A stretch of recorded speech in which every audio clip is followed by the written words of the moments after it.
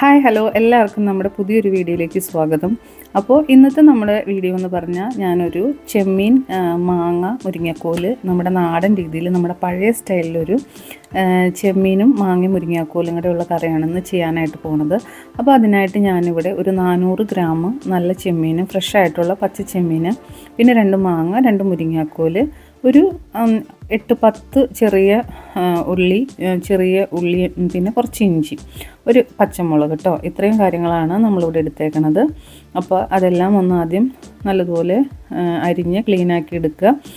സാധാരണ ഞങ്ങളുടെ അവിടെയൊക്കെ പണ്ടൊക്കെ ഇത് ഉണക്ക ചെമ്മീനിലാണ് ചെയ്യണത്. പക്ഷേ നമ്മൾ പച്ച ചെമ്മീനിൽ ചെയ്താലും നല്ല ടേസ്റ്റാണ് കേട്ടോ. അപ്പോൾ ഞാനിന്നിവിടെ ചെയ്യണത് നമ്മുടെ സാധാരണ ഫ്രഷ് ആയിട്ടുള്ള നല്ല ചെമ്മീൻ കിട്ടിയപ്പോൾ ഞാനത് വെച്ചിട്ടാണ് കേട്ടോ ചെയ്യണത്. അപ്പോൾ അതിനായിട്ട് ആദ്യം നമ്മൾ ചെമ്മീൻ ക്ലീൻ ആക്കുന്ന സമയത്ത് നമ്മൾ അതിൻ്റെ തല മാറ്റി വയ്ക്കുക. ഈ തല നമ്മൾ ആദ്യം കുറച്ച് വെള്ളത്തിൽ ഉപ്പും മഞ്ഞൾപ്പൊടി ഇട്ട് ഒന്ന് വേവിച്ചെടുക്കുക. അതിനുശേഷം അതൊന്ന് തിളച്ച് കഴിയുമ്പോൾ അത് മാറ്റിയിട്ട് നമ്മുടെ മാങ്ങ മുരിങ്ങക്കോല് കഷ്ണങ്ങൾ അതിനകത്ത് ചേർത്ത് കൊടുക്കുക. തല നമ്മൾ കംപ്ലീറ്റ് ആയിട്ട് മാറ്റി കളയണം, അത് പിന്നെ നമുക്ക് ആവശ്യമില്ല.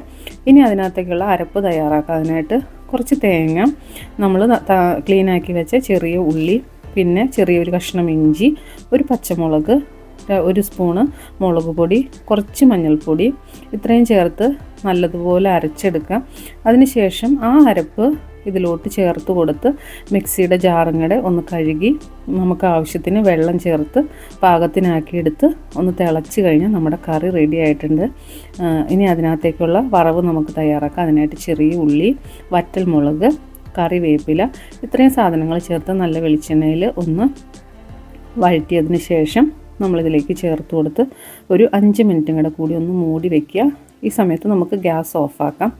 നല്ലൊരു സൂപ്പർ കറിയാണ് കേട്ടോ.